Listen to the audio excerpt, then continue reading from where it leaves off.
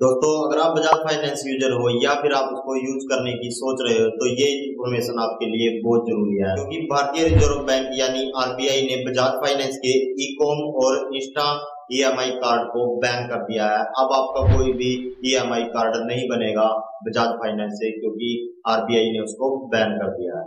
आजकल आरबीआई बैंकों को लेकर बहुत ही एक्शन में रहती है, फिर चाहे वो स्मॉल बैंक हो या फिर कोई प्राइवेट सेक्टर की बैंक हो या फिर कोई पब्लिक सेक्टर की बैंक हो या फिर पब्लिक के हितों के लिए कोई भी नियम लागू करना हो तो आरबीआई हमेशा एक्शन में रहती है। आरबीआई अपनी रिपोर्ट में क्या लिखती है, आप उसको आरबीआई की ऑफिशियल वेबसाइट पर भी जाकर देख सकते हैं, वहां पे क्या लिखा है।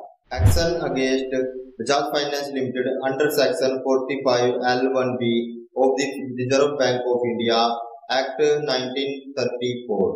और इसको हिंदी में देखेंगे तो भारतीय रिजर्व बैंक अधिनियम 1934 की धारा 45L1B के अंतर्गत बजाज फाइनेंस लिमिटेड के विरुद्ध कार्यवाही। आरबीआई के इस फैसले के बाद अब आप कोई भी ईएमआई पर बजाज फाइनेंस से कोई भी आइटम, आप जैसे इलेक्ट्रॉनिक आइटम हम खरीदते थे तो आप कोई भी ऐसी आइटम नहीं खरीद सकते, क्योंकि वहां पे हमारा इंस्टा ईएमआई कार्ड अब नहीं बनेगा।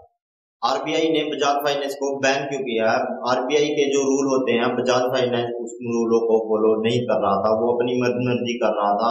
जैसे आपने देखा होगा, आप कोई भी आइटम खरीदते थे, जब आप ईएमआई भरते थे उसकी, तो कभी आपका चेक बाउंस हो गया, कभी आपकी किस्त बाउंस हो गई तो आपको फाइन देना पड़ता था। एक दिन में कई कई बार आपका फाइन कटता था, आपको ज्यादा पेमेंट भरनी पड़ती थी। तो वो आरबीआई के जो रूल होते हैं उनको फॉलो नहीं कर रहा था, तो इसलिए उसको आरबीआई ने बैन कर दिया है। अगर बजाज फाइनेंस आरबीआई के रूलों को फॉलो करता है, उसको आरबीआई को संतुष्ट करता है, तो उसके बाद आरबीआई उसको दोबारा से शुरू कर सकती है।